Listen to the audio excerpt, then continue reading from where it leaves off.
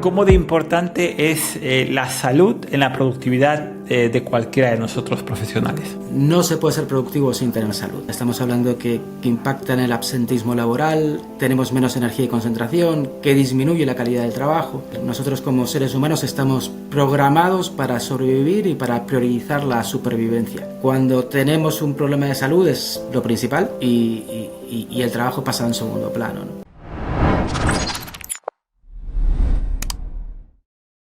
Muy buenas, bienvenidos otra vez más a Dale Play al Digital. Hoy vamos a hablar de un tema quizás que no estemos acostumbrados a hablar, ¿vale? Hablamos mucho de tecnología, hablamos de productividad, hablamos de ese tipo de cuestiones, pero hay algo que para mí está muy relacionado, especialmente desde hace algún tiempo, que es el tema de la salud y todas sus facetas, que no solamente es salud física. Pero para hablar de este tema he traído a alguien con el que, me uní a una iniciativa, lo conocí a través de otra persona que estuvo en el podcast, que es Bárbara Rey. Entonces he traído a Marcelo Lewin. Por favor, Marcelo, lo primero de todos, ¿quién es Marcelo Lewin? Bueno, antes que nada agradecerte que me invites, que me encanta estar aquí junto con y acompañar a otros que ya han participado y es un honor. Pues yo también vengo del mundo de la tecnología. De hecho, llevo 25 años ya trabajando en diferentes empresas en Internet. Y si algo han tenido en común en todas las empresas en las que he trabajado es que tienen que ver con justamente la salud, el estilo de vida y de hecho la evolución de la propia persona. Hace 25 años, cuando yo iba a ser papá, fundé una empresa relacionada con embarazo y crianza del bebé. Y claro, hace como unos 5 años empecé a pensar que ya eso no me llenaba, lo de la crianza del bebé con mis niños ya más mayores y demás, y adolescentes y en la universidad. Por lo tanto, hace 2 años he fundado una empresa relacionada con el envejecimiento saludable y el antienvejecimiento. Así que de alguna manera sigo el ciclo de mi propia vida a través de las empresas que voy creando. Qué bueno. Marcelo, lo primero de todo, la primera pregunta que quiero hacerte, porque yo siempre hablo mucho de productividad y de esos temas, ¿cómo de importante es la salud en la productividad de cualquiera de nosotros profesionales? Bueno, yo creo que hay que ser muy categórico. No se puede ser productivo sin tener salud.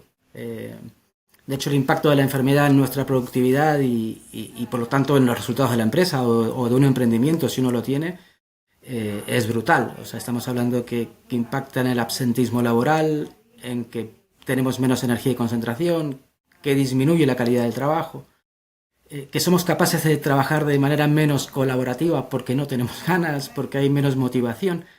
Y al final es algo de sentido común y normal. Es decir, nosotros como seres humanos estamos programados para sobrevivir y para priorizar la supervivencia. Cuando tenemos un problema de salud es lo principal. Y el trabajo pasa en segundo plano, ¿no?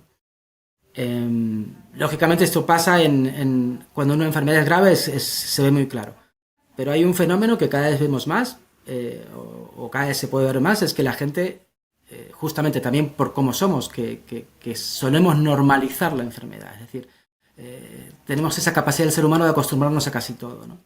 Por lo tanto, hay muchísima gente que tiene enfermedades no graves, pero que sí son bastante molestas o incapacitantes. Pueden tener dolores de espalda, dolores de cabeza, pueden tener no energía y demás. Es decir, ellos o la gente normaliza que es el estado normal que uno tiene, pero ese no es el estado normal. Y eso significa que en vez de estar al 100% rindiendo, están rindiendo al 60%, al 70%, al 75%, al 50%. Y claro, si uno piensa que esto se extiende a lo largo del tiempo, durante meses o durante años, donde hemos normalizado no encontrarnos de manera óptima, no encontrarnos bien, estamos perdiendo un montón de oportunidades. O sea, imagínate estar al 60% de tu capacidad durante 5 o 10 años. O sea, es realmente... Creo que la salud es clave y es un tema que dentro de la empresa se habla poco y se toca poco, ¿no? Tanto cuando es grave como cuando es algo de alguna manera no tan grave. Es que, Marcelo, me siento tan identificado porque, de hecho, cuando he pasado por todo este proceso, yo creo que es una especie como de enfermedad silenciosa, es decir, que no nos damos cuenta de todo lo que estamos perdiendo por no hacer hincapié en estos temas.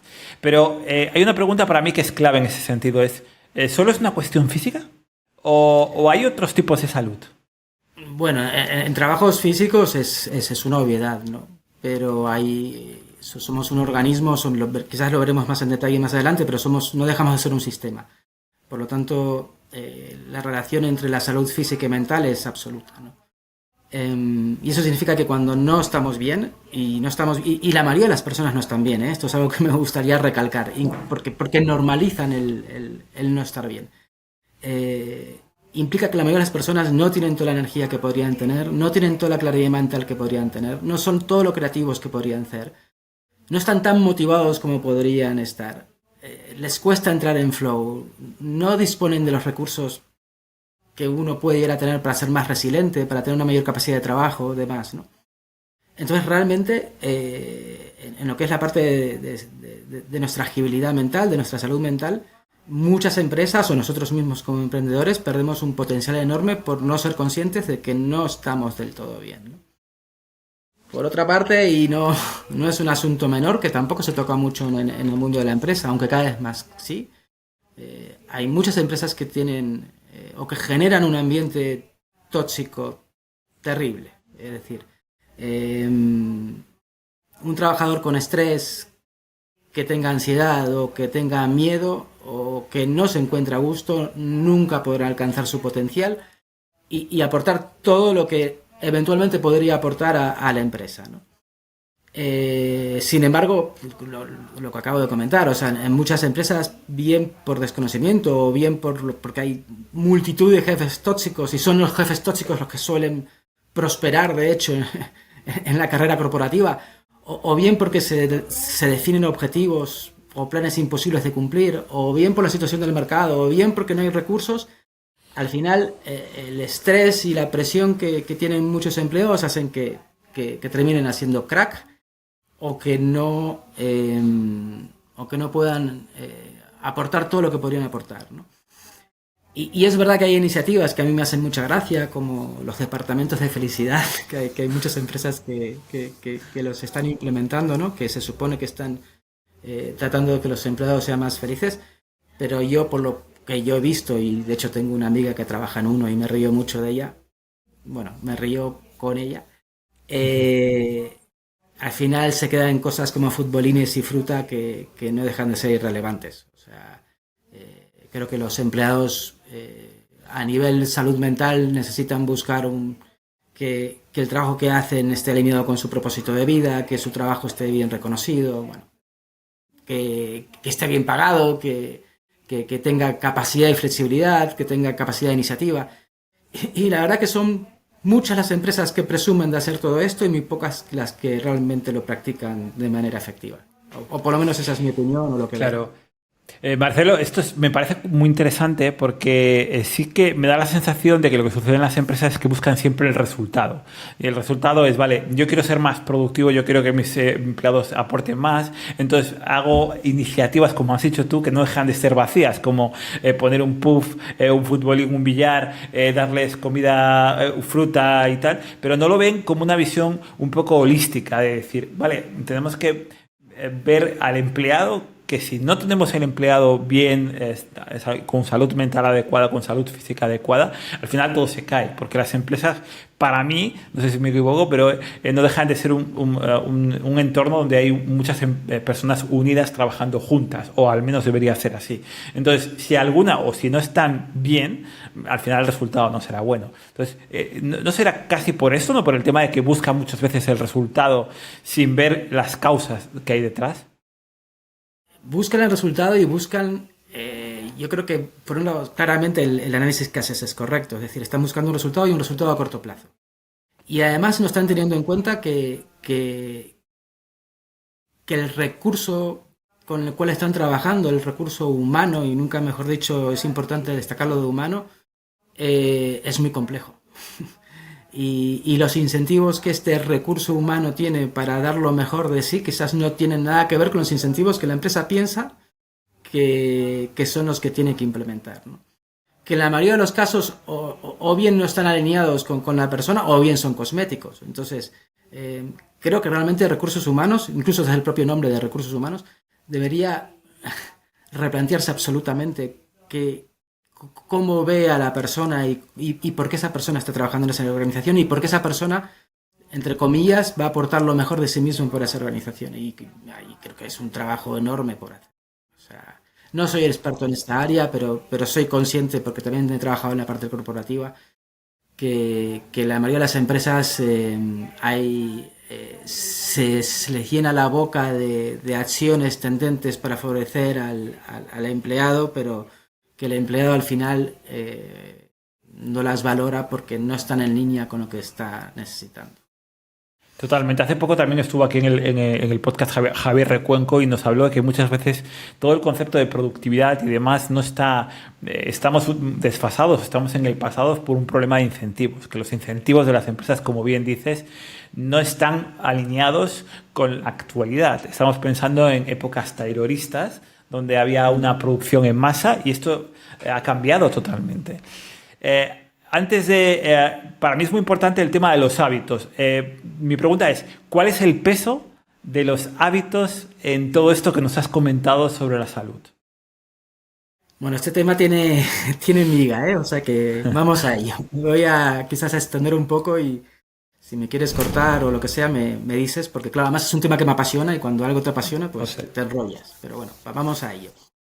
En términos generales podemos afirmar sin ningún tipo de duda y con toda la evidencia científica de que los genes cargan la pistola, por decirlo de alguna manera, pero nuestros hábitos de vida la disparan.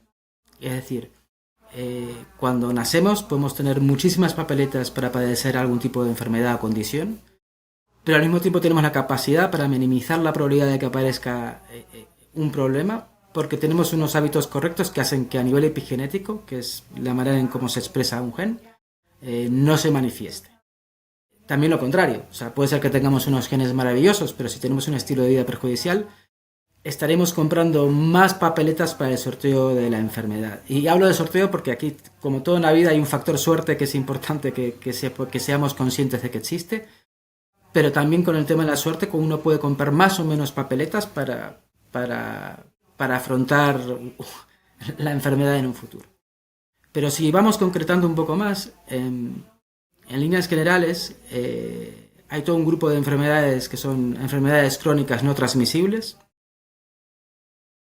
que a la postre representan un 90% de la mortalidad, es decir, son la causa del 90% de las muertes a lo largo del tiempo, y su aparición y desarrollo viene determinado en un 70% por nuestros hábitos de vida. Es decir, si vemos los números de manera muy fría, estamos hablando que el 90% de las causas de mortalidad viene determinado en un 70% por nuestros hábitos de vida. O sea que estamos hablando de unos números enormes, una cantidad de papeletas.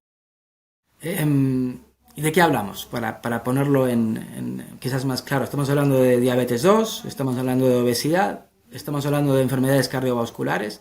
De hecho, las enfermedades cardiovasculares es la causa número 1 de muerte, o de mortalidad, perdón.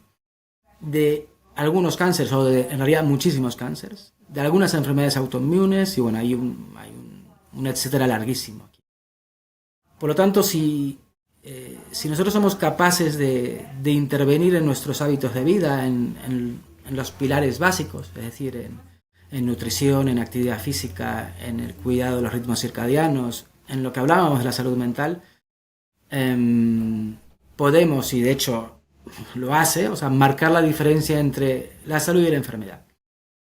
Ojo, también hay que saber relativizar un poco las cosas. Como comentaba antes, son papeletas que uno compra, no son probabilidades. Tener un estilo de vida saludable nos permitirá sufrir menos enfermedades, sin duda. Pero todos vamos a sufrir enfermedades. Y lo bueno, más o menos graves. Lo bueno de tener unos buenos hábitos de vida es que incluso teniendo algún tipo de enfermedad estaremos en mejores condiciones para enfrentarla y superarla de manera exitosa.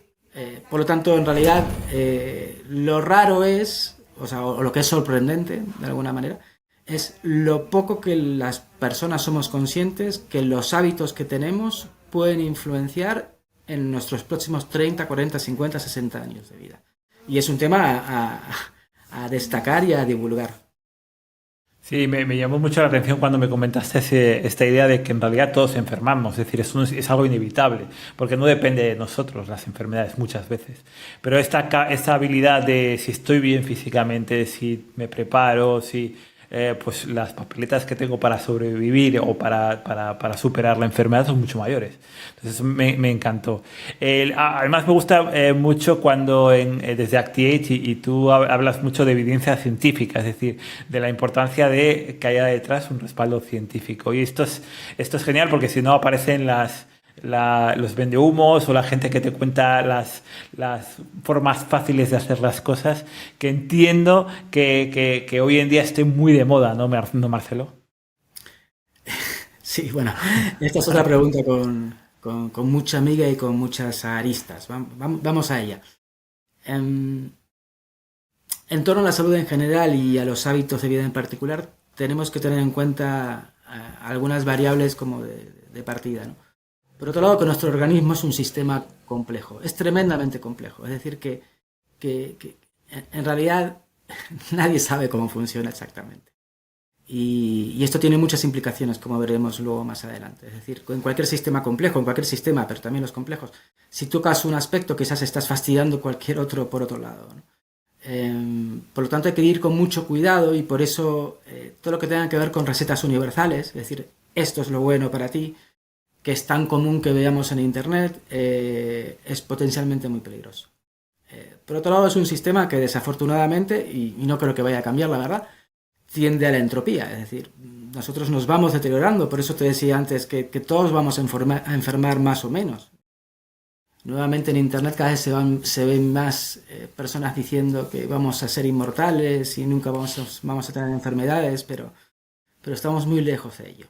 Sí estamos cerca de minimizarlas, pero somos un sistema que tiende a la entropía y eso es así, o sea, tenemos que asumirlo.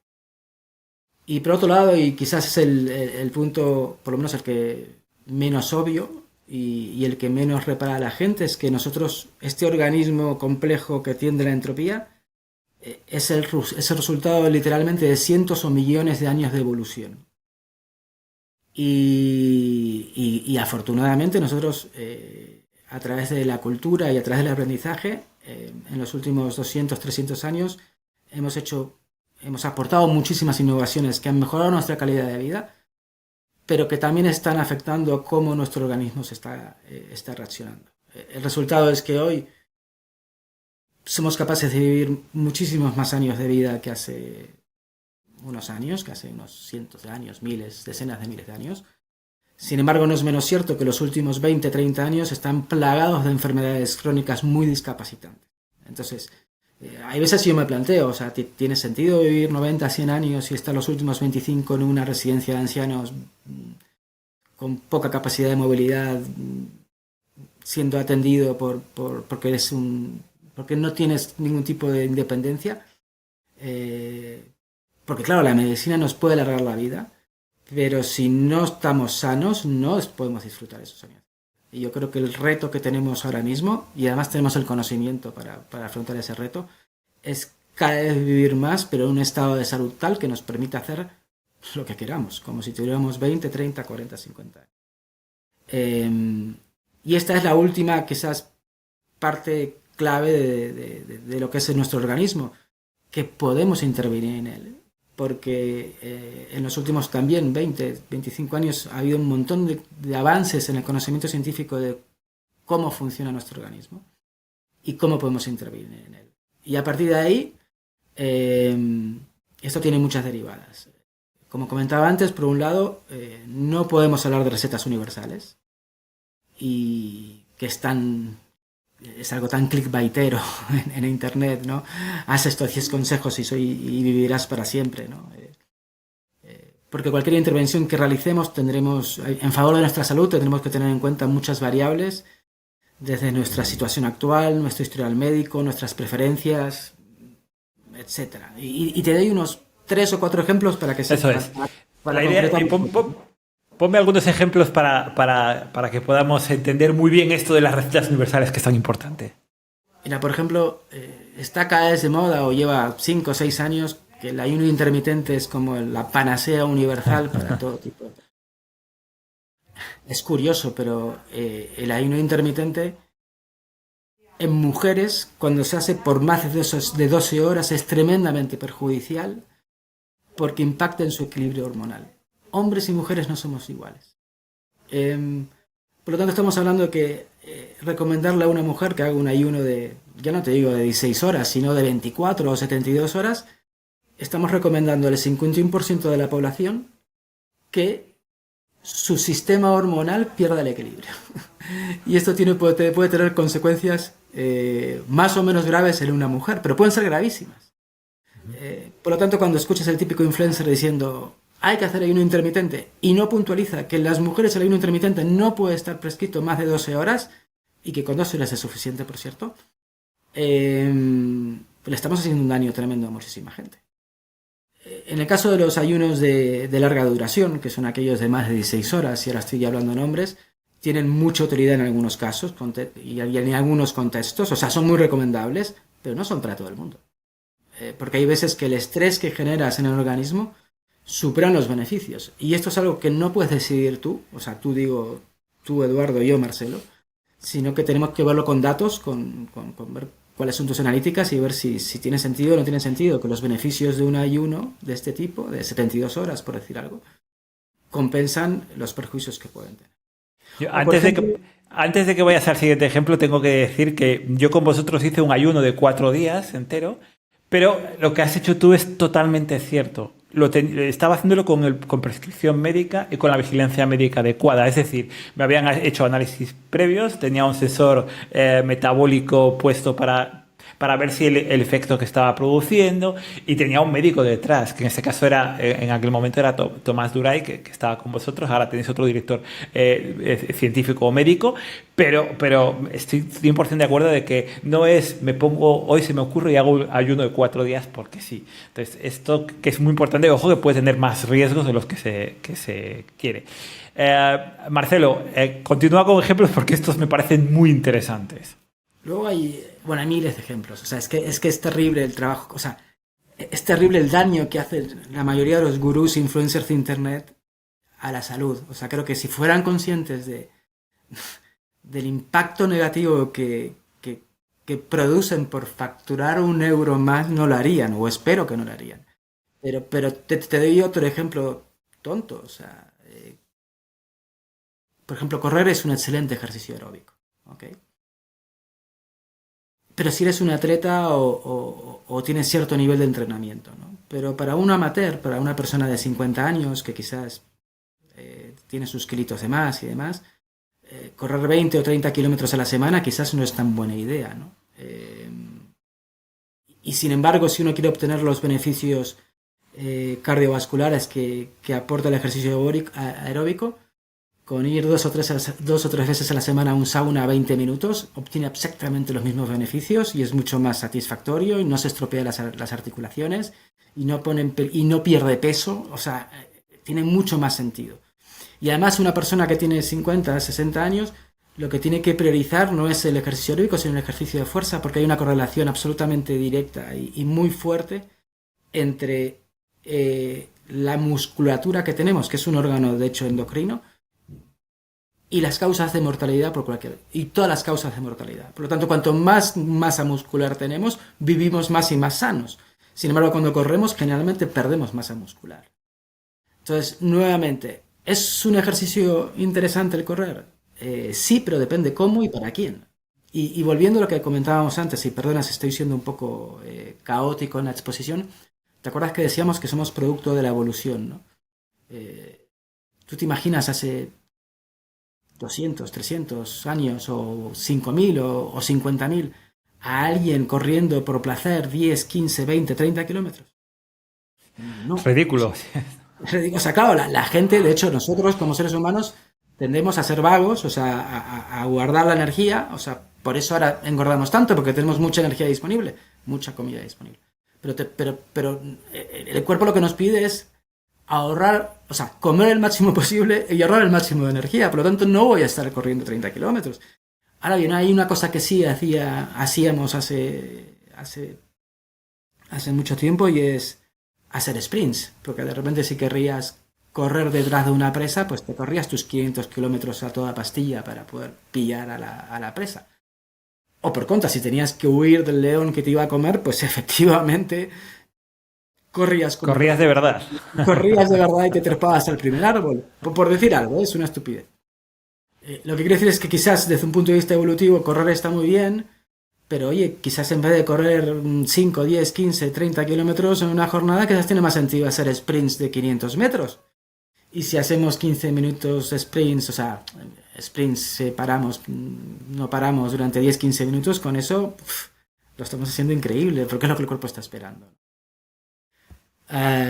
Otro posible ejemplo, pues hablemos del sol. El sol, nosotros en los últimos no, o sea, de la propia vida, desde la primera célula, que el Luca, nace con el sol, es decir, con un ritmo de circadiano, de nace el sol, se pone, nace el sol y se pone, ¿no? Y de hecho el sol tiene una cantidad de efectos positivos en nuestro organismo brutales, y en términos de producción de vitamina D, nuestro sistema inmunitario, de cómo afecta nuestro estado de ánimo, etc., ¿no? Sin embargo, ahora hay todo el mundo, o hay una gran cantidad de información que dice que tenemos que estar lo más alejados posibles del sol y siempre con protección solar. Cosa que en parte es cierto, porque claro, por ejemplo, yo que vengo o mis ancestros vienen del norte de Europa, tengo una piel muy blanquita, y si yo me expongo al sol más de cierto tiempo me pongo rojo, y esa quemazón del sol a largo plazo me puede provocar un cáncer. Pero si no me expongo al sol, me expongo a una cantidad de perjuicios enormes, como comentábamos antes. Entonces aquí en realidad no hay una sola respuesta. O sea, tampoco tiene sentido aquellas personas que dicen tienes que pasarte todo el tiempo frente al sol, porque depende de cómo es tu piel, de cómo es, de muchas variables.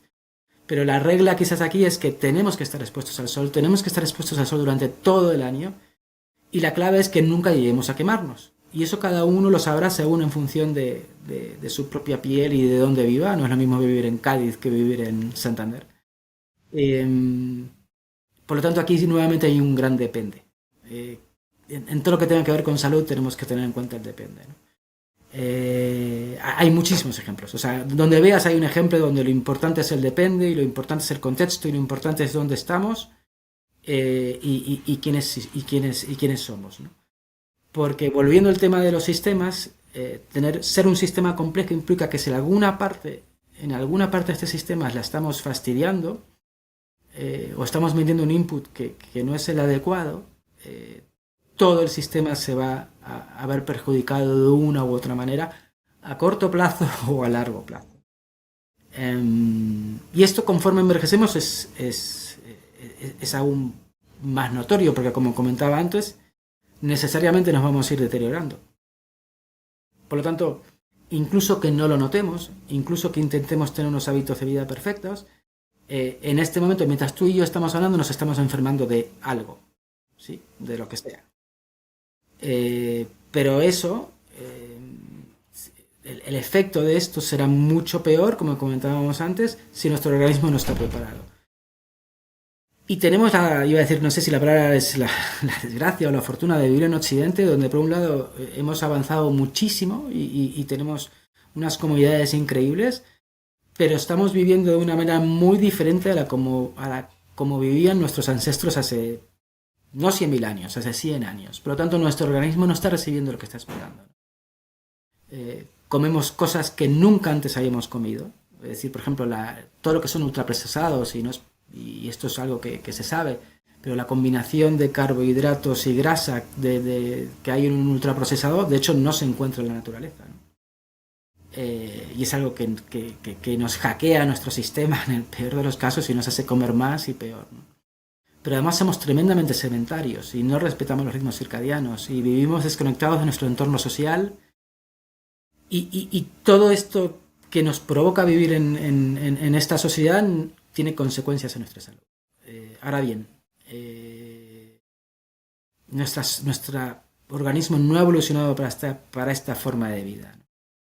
Así que una buena regla heurística es preguntarnos si lo que estamos haciendo, o lo que vamos a hacer en cuanto a hábitos de vida, lo hacían nuestros abuelos hace 200 años. Y si la respuesta es no, sabemos con certeza que lo que estamos haciendo no nos hace bien. Es decir, Hace 200 años no había productos ultraprocesados, ni se estaba todo el día comiendo. O sea, se comía 1 o 2 veces al día porque no había más comida y se comían productos naturales. Por lo tanto, ya tenemos ahí una pista muy clara de lo que nuestro organismo está esperando.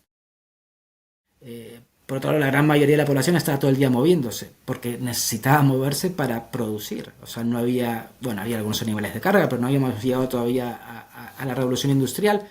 Por lo tanto, todo el mundo se movía, aunque sea, y hacía ejercicios de fuerza, y hacía kilómetros y kilómetros. Por lo tanto, si nos pasamos el día sentados o de manera sedentaria, ya sabemos que no es algo que está bien para nuestro organismo. Al anochecer no había luz eléctrica, por lo tanto, pues, la gente se reunía en torno a unas velas y se iban a la cama prontito. Las personas se encontraban tremendamente contenidas, para bien y para mal, por su comunidad más inmediata, por lo tanto, y ahora hay unos niveles de soledad y unos niveles de falta de comunicación que claramente afectan a nuestra salud mental, ¿no? Por lo tanto, si de repente nos da ganas de comernos un donut, inmediatamente sabemos que es una mala idea porque sabemos que donut no lleva 200 años en nuestra historia evolutiva. Y si nos pasamos tirados en el sofá un par de horas viendo una serie, sabemos que es una mala idea porque la gente no se pasaba 2 horas tirados en un sitio. Si estaba descansando, de hecho estaba descansando sentado en el suelo, no en un sofá.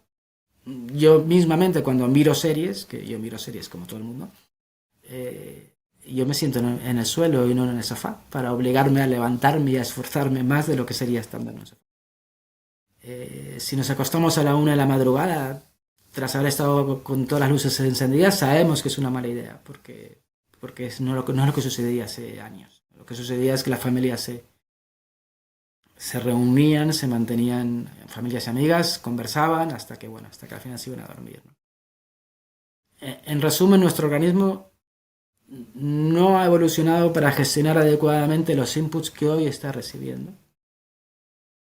Y aquí lo que tenemos que ser conscientes es que no se trata de renunciar a los avances y las comodidades que la vida nos ofrece hoy, sino que seamos capaces de darle al organismo lo que está esperando, en la justa medida. Por lo tanto, y desde esta perspectiva es fácil hacerlo, porque sabemos que tenemos que comer comida real, que tenemos que estar el máximo de tiempo en movimiento, que tenemos que intentar dormir bien y exponernos al sol, y que tenemos que tener unas buenas relaciones sociales y familiares. Parece sencillo hacer, ¿no? O sea, por lo tanto, hay que hacerlo, pero parece sencillo, no es muy difícil. Sí, a ver, Marcelo, sí que es verdad, todo lo que has comentado es algo que es muy razonable, sobre todo cómo venimos evolutivamente. Ahora parece que está más de moda, quizás por el tema de las redes sociales y demás, todo el tema relacionado con la nutrición, todo el tema relacionado con el ejercicio. No sé, da la sensación de que somos o deberíamos ser más conscientes, no estoy seguro de que realmente lo seamos. Pero esto es suficiente, es decir, que creamos que esto es importante, ¿es suficiente o es necesario algo más? A ver, toda mejora Podemos hablar de que hay 4 grandes áreas en lo que son hábitos de vida, y es nutrición, actividad física, ritmos circadianos y salud mental, ¿no? Toda mejora en una de esas áreas, como hablamos antes que somos un sistema, mejorará la salud en general. Pero tenemos que trabajar en los 4. O sea, no podemos trabajar solo en una. Es decir, que es verdad que alimentación y ejercicio físico cada vez es más popular, pero tenemos que también tener en cuenta si estamos durmiendo las horas que debemos dormir, según nuestras necesidades, según nuestra edad, según una serie de variables. Si estamos obteniendo o si estamos expuestos al sol de manera sana, que es lo que comentábamos antes. Y si estamos cuidando nuestra salud mental. Y aquí el tema de la salud mental creo que hay un trabajo enorme por hacer, porque creo que todos vivimos en un estado de estrés crónico mayor del que nuestro cuerpo está preparado. Y no es fácil gestionar este tema del estrés crónico. En cualquier caso, y quizás para no ser maximalista y tampoco de repente provocar rechazo y asustar a quien está viendo este vídeo, no hace falta hacer las cosas perfectas. Es decir, generalmente, y si recurrimos a Pareto, pues un 20% de los inputs generan un 80%, ¿no? De los resultados. Por lo tanto, quizás haciendo muy poquitas cosas, ya estamos haciendo muchísimo. Y luego ya hacer más va para la nota. Es decir, retirar de nuestras vidas todo producto ultraprocesado, el azúcar añadido y los granos refinados es lo básico, y con eso ya estamos haciendo un montón. Priorizar el ejercicio de fuerza, y más si este ejercicio se hace de manera intensa, lo mismo. Hacer que nuestra vida se haga de día, es decir, que comamos solo cuando haya sol. Esto hay que ajustarlo según la estación del año, pero comer cuando haya sol y dormir cuando no lo hay también es un gran avance, ¿no? Y cuidar nuestra salud mental, lo que significa enriquecer nuestra vida social, estar en contacto con la naturaleza, evitar las causas del estrés crónico, tener un propósito de vida, etcétera, también es como lo básico. Pero tampoco es tan difícil, no parece tan complicado hacer todo esto. Luego hay cosas que, por ejemplo,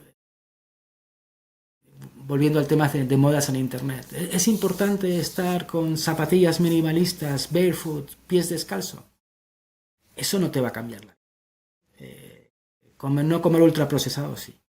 Ahora bien, lógicamente, si estás 2 semanas con zapatillas minimalistas, nunca más vas a volver a otro tipo de zapatillas, porque nuevamente nuestro organismo está preparado para andar descalzo. Por lo tanto, en cuanto tienes un zapato que respeta su forma y la manera en que andábamos en los últimos 500.000, 1.000.000 de años, pues lógicamente te das cuenta y dices, no quiero volver.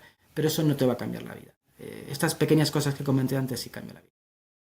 Esto me recuerda mucho cuando hablamos es verdad que todo el mundo nos quiere dar una receta que nos cambia la vida, ¿no? Es, si haces esto, te cambia la vida. Si haces...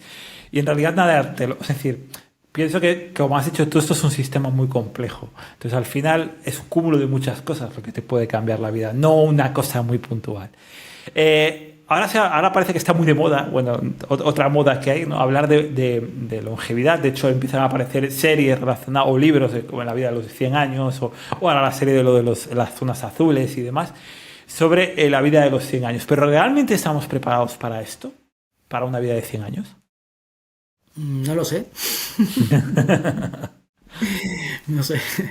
La verdad que con franqueza no sé si nos estamos preparando bien. O sea, porque de hecho es la primera vez que nos encontramos en un momento de la civilización donde nos encontraremos con un número muy relevante de personas con más de 100 años. Y además un número muy relevante que pueden estar enfermas o no. O sea, comentábamos que puedes estar desde los 70 hasta los 100 en una silla de ruedas en una residencia babeando. O sea, es algo complejo, ¿no? Y esto tiene muchas aristas, porque a nivel políticas públicas de sanidad, pensiones, etcétera, tendrá un impacto brutal. Para los que no tengo la certeza que nos estemos preparando, porque la propia política siempre es muy a corto plazo y entonces estas tendencias demográficas son a largo, por lo tanto yo no estoy seguro que haya nadie al mando o al volante, y en algún momento recibiremos una bofetada de realidad de qué hacer con cientos de miles de personas de 80, 90, 100 años con más o menos salud. O sea, creo que es un tema abierto y no sé si es algo que se está tocando muy a menudo o es una preocupación. Luego a nivel individual también tiene mucho impacto, porque como no tenemos experiencia, no tenemos en quién copiarnos o de quién aprender, ¿no? Aunque la idea conceptualmente yo creo que lo que deberíamos hacer es lo que venimos hablando, es decir, sabemos que la medicina nos va a mantener con vida mucho más años que antes, pues intentemos que esos años tengamos plena salud para vivir al máximo, ¿no? O sea, vivir al máximo, disfrutar al máximo según lo que para nosotros sea disfrutar al máximo. Habrá personas que quieran irse de viaje y otras personas que quieran cuidar a sus nietos y otras que quieran investigar sobre lo que sea, pero tener la oportunidad de hacerlo y no estar enfermos. Pero claro, eso también implica que hoy, yo que tengo 50 y bastantes, o tú, tenemos que empezar a tomar decisiones sobre cómo nos vamos a mantener a nivel económico dentro de 30, 40, 50 años, en un entorno donde no estamos seguros que las pensiones van a ser suficientes o van a estar, ¿no? Sí, a ver, es un melón interesante también. Sí, claro, y luego, y no es menor, porque vuelvo al tema de la salud mental, tenemos que saber qué hacer con este tiempo extra que tenemos y con quién. Es decir, los niveles, bueno, de hecho creo que en el Reino Unido ya se ha creado un ministerio de la soledad, cosa que es muy llamativo, ¿no? Conforme vamos envejeciendo, vamos perdiendo amigos, vamos perdiendo familia, y la gente está muy sola.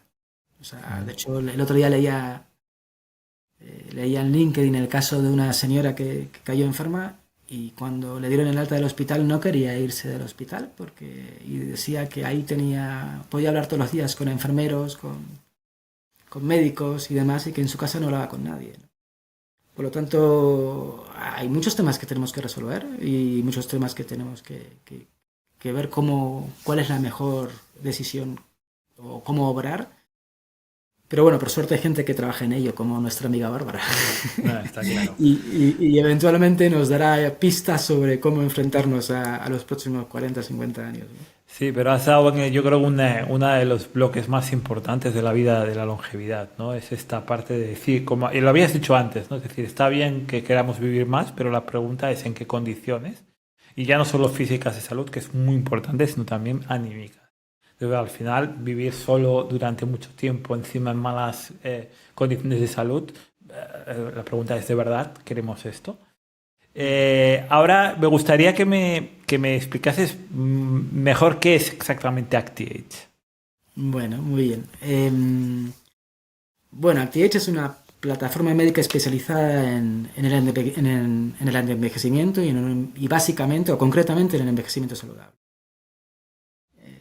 En este marco trabajamos en dos líneas. Por un lado, en lo que son tratamientos y mentorías médicas dirigidas a analizar el estado de salud de cada persona y en función de esta información prescribir las intervenciones de estilo de vida precisas para optimizar la salud a largo plazo. Porque, bueno, básicamente entendemos que el mejor médico es el que no necesita, así que prevenir siempre es mejor que curar, ¿no? Y por otro lado, también somos la primera empresa, y en eso estoy muy orgulloso, de producir complementos nutricionales específicamente concebidos para personas de más de 40 50 años. Porque aunque parezca una obviedad, las necesidades de este colectivo son muy distintas de las de una persona de, digamos, 20, 25, 30 años. Pero bueno, en el marco de esta entrevista, ActiAge es una cosa más. Es en este momento mi propósito de vida. Y, y solo pensar a la cantidad de personas a la que podemos, y de hecho lo hacemos, impactar mejorando su estado de salud y permitiendo que disfruten al máximo de la vida, hace que cada día me levante con una motivación máxima para seguir avanzando y construyendo, ¿no? Y esto a nivel de mi propia salud no tiene precio. Bueno, y tú eres un ejemplo, o sea, tú has pasado por nuestras manos y quizás nos quieras contar el antes y el después, pero el trabajo que hacemos es maravilloso, o sea, lo vemos y nos llena de orgullo y entonces es increíble tener el privilegio de hacer algo así, ¿no? Totalmente, yo he pasado tanto yo como mi mujer y el cambio ha sido total, es decir, de unos niveles de energía muy bajos, que yo creía que estaba bien. De hecho, es muy curioso porque yo antes empezó mi mujer porque ella sé que tenía más comorbilidad, le afectaba muchas más cosas, pero yo creía que tenía la sensación de que estaba bien. Y cuando me fui metiendo dentro del proceso dije, bueno, pues tampoco estoy tan bien, es decir, hay mucho que mejorar. Y bueno, ahora cuando veo ya el resultado, ya no solamente es que haya perdido 16, 17 kilos de peso, que ya es un dato importante, he ganado masa muscular y demás, es todo, es decir, cómo me enfrento a mi día a día, que está muy relacionado con lo que dices, al final cuando haces este efecto, tienes un plan de vida, ¿no? Lo que llaman el Ikigai o el plan de vida y estas cosas, y eso te hace levantarte por la mañana. Entonces, en ActiAge, cuando hablas de longevidad, si nos ponemos a nivel práctico, ¿cuáles para ti son los pilares más importantes para esta longevidad entendida como la entendéis en ActiAge, como de una longevidad sana o saludable? Pues yo creo que básicamente hay dos patas que tenemos que tener en cuenta para tener una longevidad saludable a largo plazo. Y una es saber en qué situación está, cuál es nuestra situación de salud. Es decir, hablábamos antes que estamos constantemente enfermando. Y por otro lado, no lo hemos comentado, pero en los últimos años ha habido avances maravillosos en cuanto a la capacidad de diagnosis y hay una cantidad de herramientas increíbles de analítica, de sensores, que nos permiten dar mucha información sobre nuestro organismo. Por lo tanto, quizás el primer pilar es realmente prestar atención de que la salud es algo endeble, que es mejor prevenir que curar y hacernos chequeos de manera relativamente, según la edad que tengamos, más o menos a menudo. Y luego con toda esa información establecer un plan para que, más allá de lo que son las intervenciones médicas puras y duras, si tenemos algún tipo de enfermedad, o sea, lógicamente si tienes una enfermedad, pues recurrir a la medicina tradicional, pero basarnos claramente en que nuestros hábitos de vida estén diseñados según lo que nuestro organismo está esperando y según lo que a nosotros nos gusta. Esto es un tema importante porque si no, no hay adherencia. Es decir, por mucho que le puedas decir a alguien, mira, tú tienes que comer de esta manera, pero si esa manera de comer no te gusta, pues no habrá adherencia. Por lo tanto, todo esto hay que personalizarlo, todo esto hay que hacer un trabajo de conocer muy bien a la persona para que no haya resquicio, para que el cambio de hábito sea lo más fácil posible. Y creo que con esas dos claves y seguir aprendiendo y ser curioso y demás, creo que tenemos mucho ganado para vivir muchos años con salud.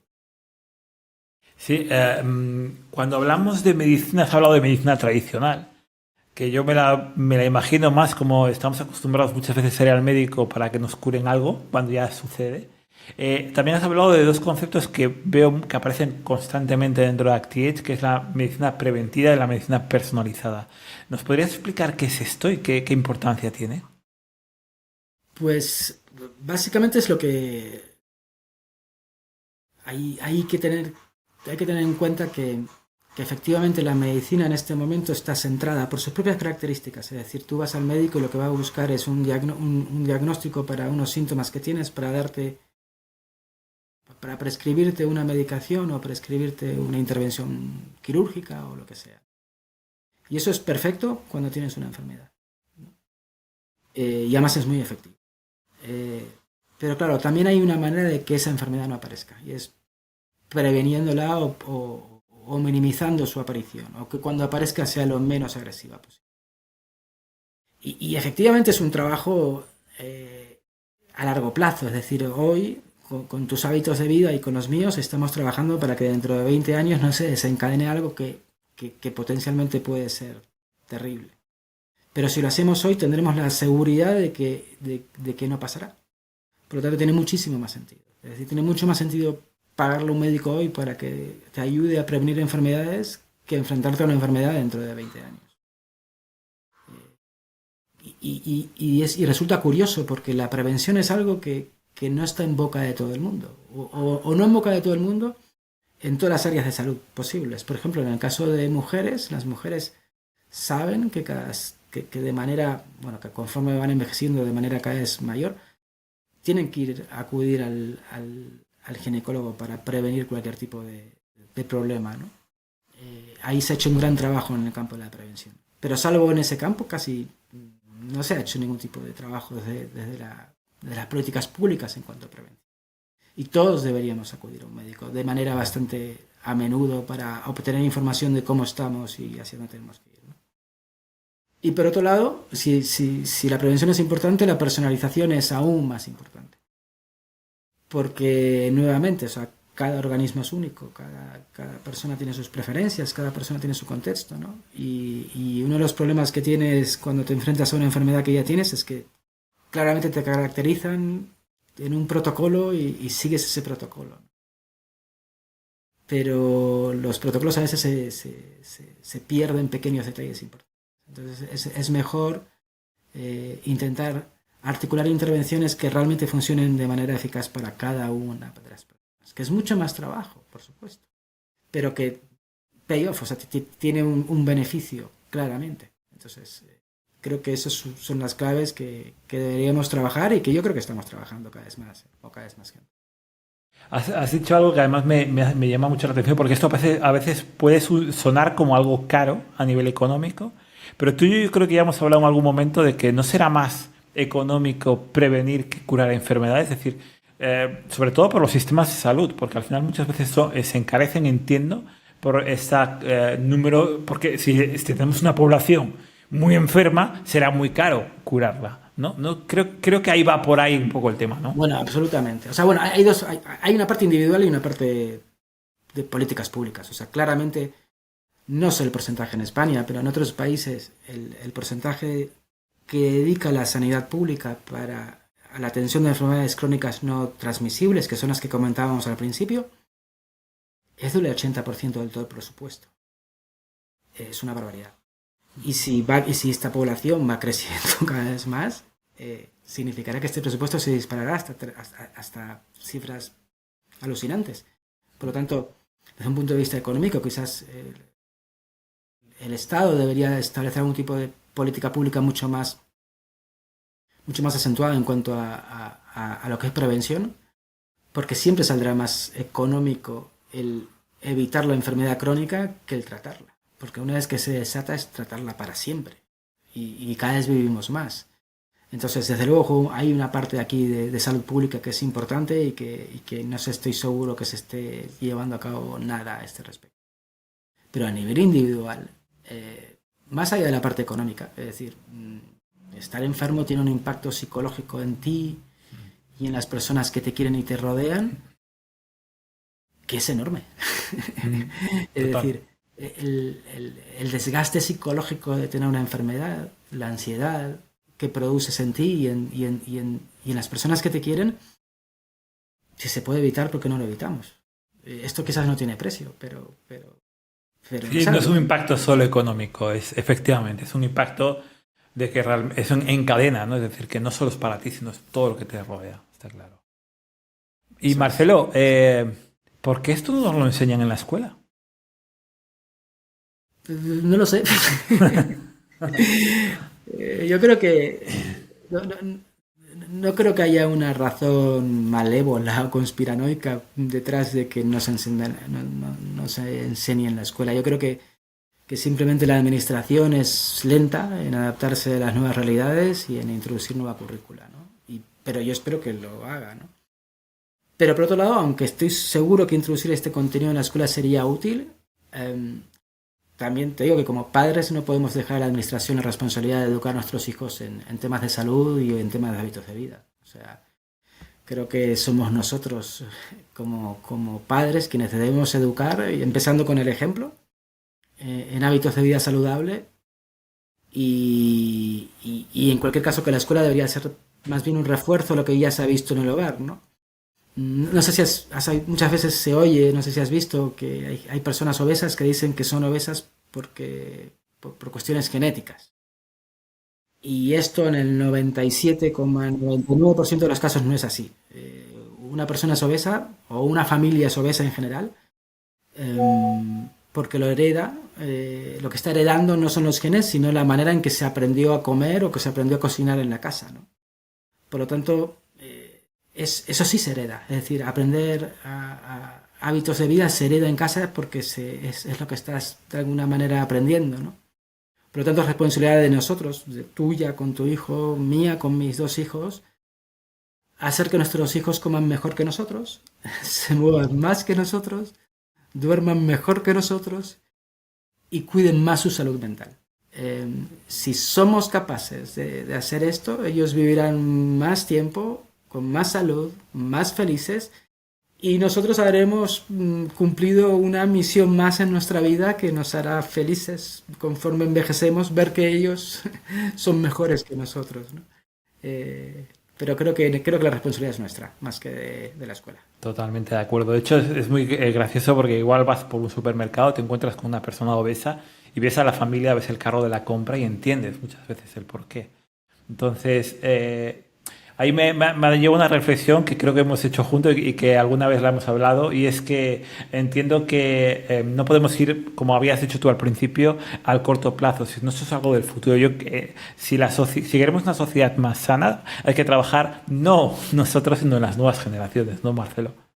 Sí, claramente.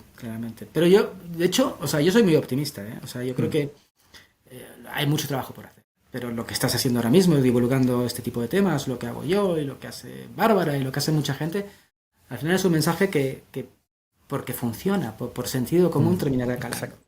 Terminará calando. O sea, quizás un tema de tiempo, ¿no? O sea, no es todo lo popular que debería ser, pero lo será. Exacto, estamos haciendo pequeños aportes para que lo sea. Bueno, Marcelo, muchas gracias por haber venido al podcast. Yo creo que hemos sacado un montón de temas muy interesantes a toda la audiencia, ya sean profesionales o sean empresas, porque también, ojo, el papel de la empresa, como ya ha dicho Marcelo, es muy importante para poder intentar dinamizar ese tipo de hábitos saludables dentro de la organización. ¿Y dónde te pueden localizar, Marcelo? Pues pueden entrar en actiage.es, que se escribe actiage.es, y nada, pueden ahí ver todo tipo de información y luego pueden contactarme por redes sociales o mandarle un mail a contacto y estaré encantado de ayudar y de charlar. Perfecto, Marcelo. Pues muchas gracias a todos y nos vemos por las redes. Muchísimas gracias a ti, es un placer.